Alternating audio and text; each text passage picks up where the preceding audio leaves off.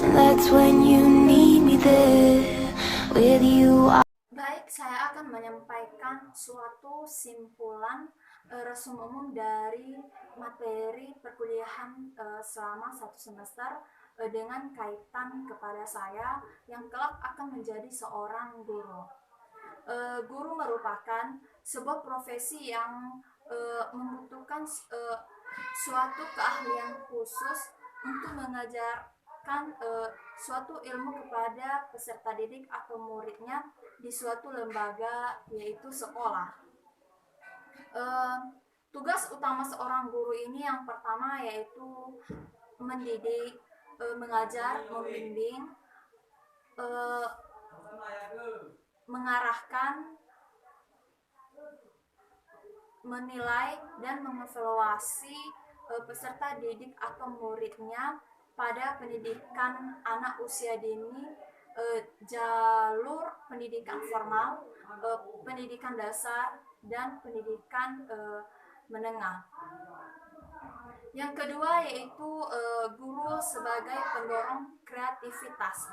Maksudnya di sini adalah sebagai pendorong kreativitas, di sini adalah hal yang sangat penting dalam proses belajar akibat dari fungsi guru ini.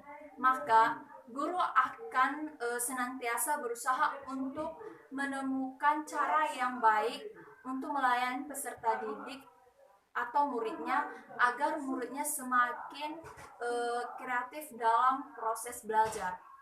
Yang ketiga yaitu guru sebagai pembimbing dan konselor. Yang pertama yaitu guru sebagai pembimbing.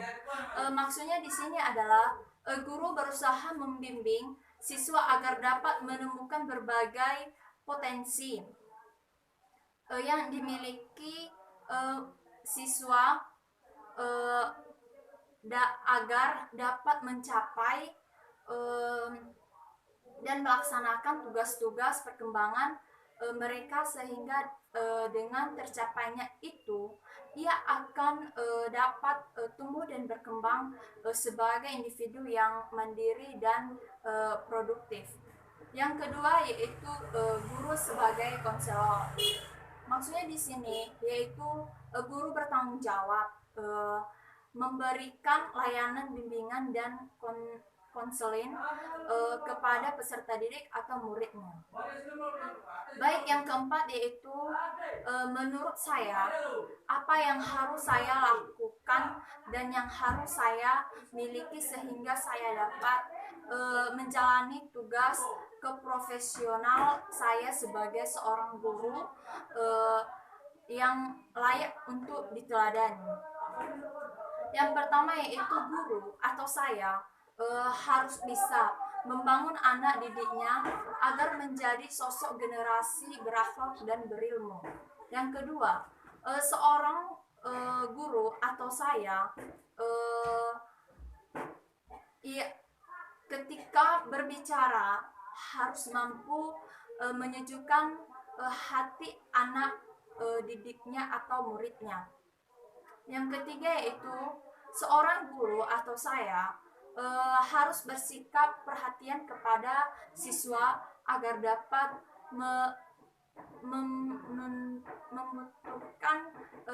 menumbuhkan cinta dalam dirinya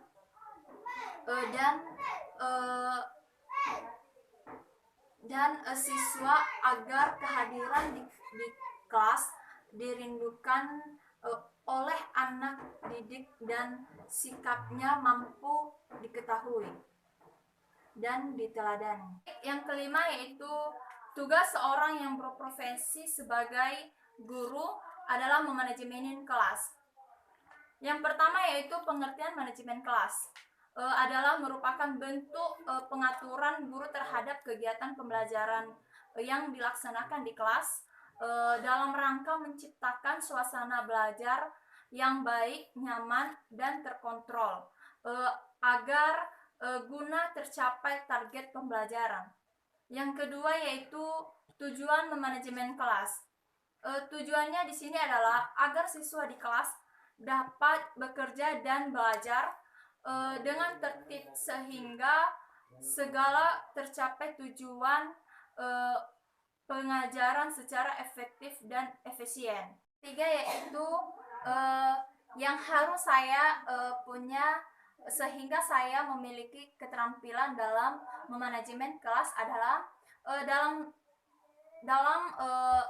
suatu kelas seorang guru sebenarnya mempunyai dua permasalahan pokok yaitu mengajar dan memanajemen, di mana keduanya mempunyai penanganan sendiri.